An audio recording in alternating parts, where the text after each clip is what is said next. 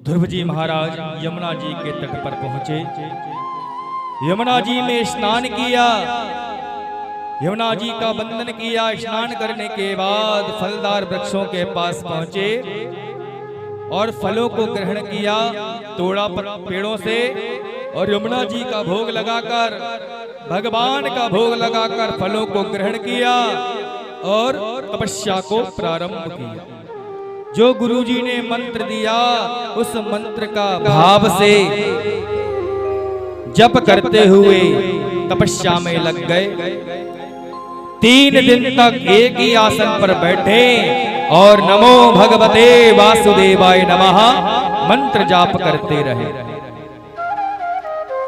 फिर 3 दिन बाद उठे, स्नान करें यमुना जी में और स्नान करने के बाद फलों को फिर तोड़े, भोग लगाकर ग्रहण करें। फिर 3 दिन तक बैठे रहे। 1 महीने तक ध्रुव जी महाराज ने इसी प्रकार तपस्या को किया। दूसरा महीना जैसे ही निकला, दूसरा महीना आया, स्नान किया यमुना जी में और स्नान करने के बाद फलदार वृक्षों के पास गए। फलों को ग्रहण नहीं किया, केवल पत्तों को तोड़ा और पत्तों को ग्रहण कर पत्तों को लाए, उनका ही भोग लगाया भगवान के लिए, यमुना मैया के लिए। और पत्तों को ग्रहण करते हुए अब 3 दिन नहीं पूरे 6 दिन तक एक आसन पर बैठते हैं, नमो भगवते वासुदेवाय नमः मंत्र जाप करते हैं। दूसरा महीना निकला, तीसरा महीना जैसे ही आया, स्नान किया। अब तो ना फलदार वृक्षों के फल को ग्रहण कर रहे हैं और ना ही पत्तों को ग्रहण कर रहे हैं। अब क्या किया, केवल यमुना जी के जल का पान किया। हे यमुना महारानी, अब ना फलों को ग्रहण करना है और ना ही पत्तों को ग्रहण करना है। अब तो यमुना जी का जल अंजलि में लिया, यमुना जी का भोग लगाया जल का। भगवान, हे भगवान, अब आप भी जल का ही भोग लगाए। जल पीकर तीसरे महीने की साधना को प्रारंभ किया।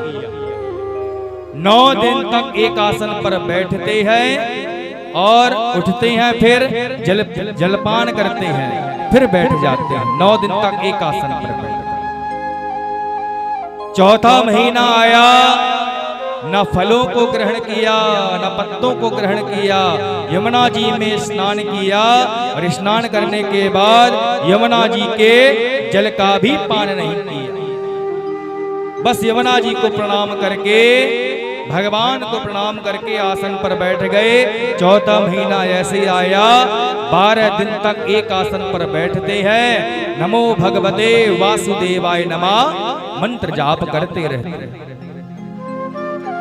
निर्जल 12 दिन के बाद उठे, स्नान किया, जल को प्रणाम किया यमुना जी के। हे भक्ति स्वरूपा यमुना महारानी, भगवान कितना दूर है, कितनी तपस्या और करनी है। हे यमुना महारानी, आप तो भक्ति स्वरूपा है, भगवान से मिलाती क्यों नहीं हो।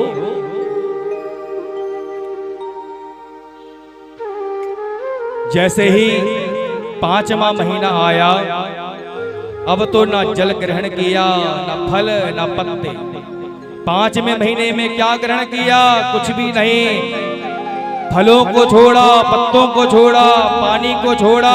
अब छोड़े तो अब क्या छोड़े, सबसे अनमोल जो होती है वो श्वासें होती है। सांस से अनमोल कुछ भी नहीं होता। श्वास श्वास पर कृष्ण भज, वृथा श्वास नहीं खोए। ना मालूम या श्वास को, आवन होए न होए। ऐसा प्राणायाम कीजा ध्रुव जी महाराज ने कि श्वास को लिया तक नहीं। हम लोग तो एक दिन भी जल को छोड़ दे तो ब्लड प्रेशर हाई हो जाता है, लो हो जाता है, किसी से बात करने तक का मन नहीं होता। लेकिन ध्रुव जी महाराज ने तो फलों का भी परित्याग कर दिया, पत्तों का भी कर दिया, जल का भी परित्याग कर दिया और तो और अब श्वासों का भी परित्याग कर दिया। 15वां जब दिन जब 5वां महीना आया तो 15 दिन तक एक आसन पर बैठते हैं। ऐसा प्राणायाम खींचा कि श्वास को लिया ही नहीं, एक ही मंत्र जाप करते हैं। कौन सा?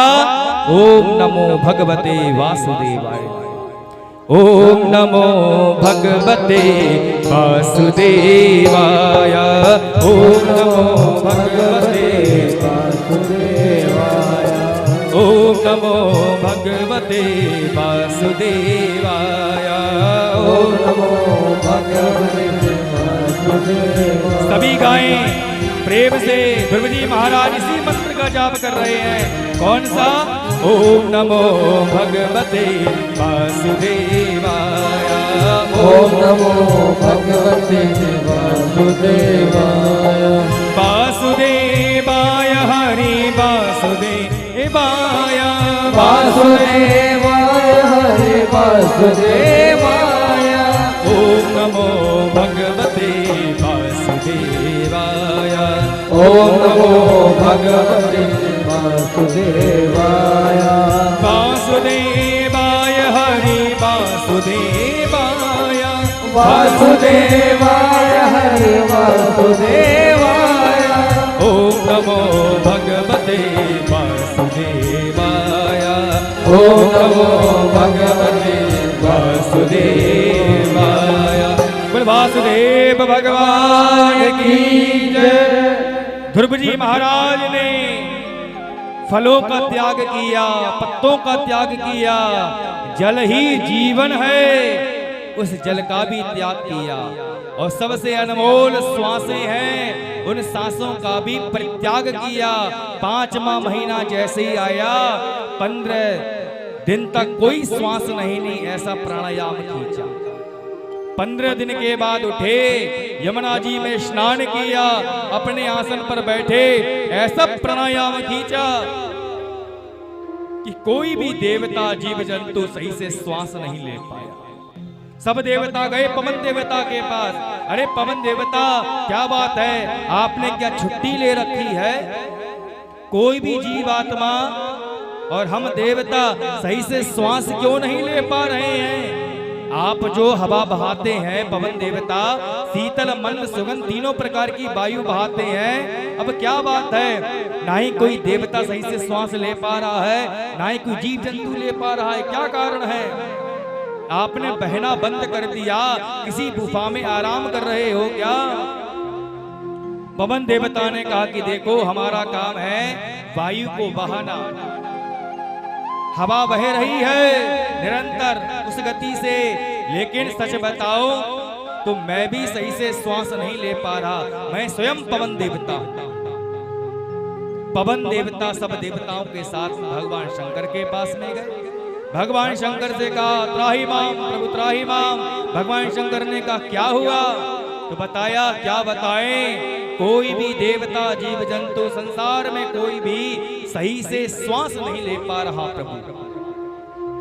शंकर भगवान ने कहा, भैया रे, न जाने कौन सी बीमारी आई है जो कोई श्वास नहीं ले पा रहा। चलो ब्रह्मा जी के पास चलते हैं, हमारा भी